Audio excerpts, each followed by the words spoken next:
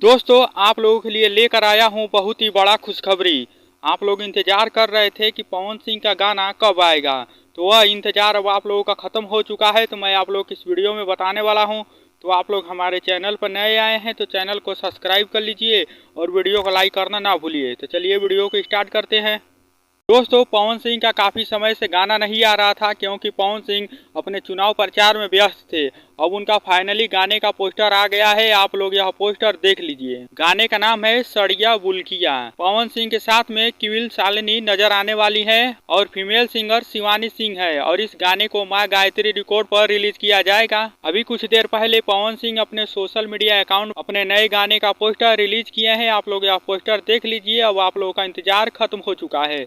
अभी पोस्टर आ गया है और कल परसों आप लोगों के बीच में यह गाना सुनने को मिलने वाला है। तो आप लोग याद रखिएगा, माँ गायत्री रिकॉर्ड से यह गाना रिलीज होने वाला है। तो बहुत ही बेहतरीन गाना है। अब आप लोगों का इंतजार वह खत्म हो चुका है। तो पवन सिंह को बेहतरीन सिंगर मानते हैं तो इस चैनल को सब्सक्राइब कर लीजिए और वीडियो को लाइक करना ना भूलिए।